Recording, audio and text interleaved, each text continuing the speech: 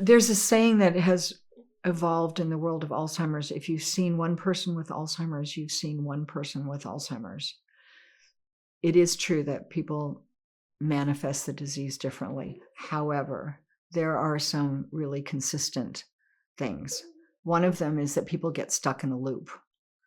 They just keep repeating the same thing or keep perseverating on the same thing. There are techniques to get them out of that, and usually it has to do with changing the environment. If someone, I don't know, thinks that someone is going to be coming to visit them, and they can't get that out of their head, and that's not really the case, that person is not coming to visit them. If you change the location, if you walk them outside, if you tell them, let's take a walk around the neighborhood. What you don't want to do is make them wrong. What you don't want to do is say, no, you're wrong, that person is not coming.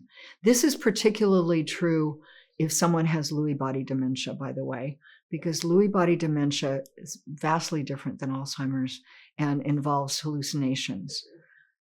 I have a friend whose friend has Lewy body dementia.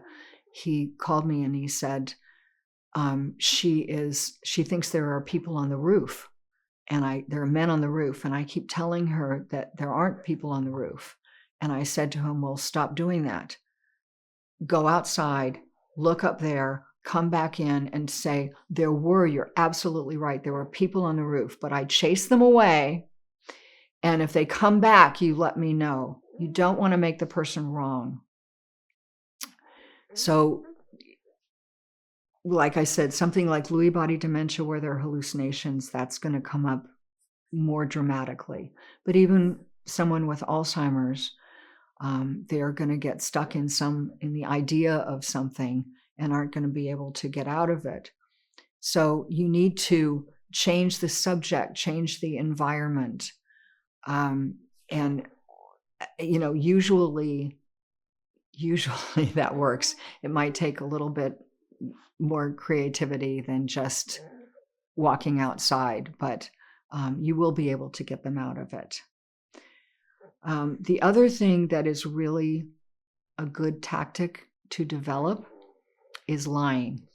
I know we've all been raised to not tell lies and to always tell the truth, but in the world of dementia, lying is your friend.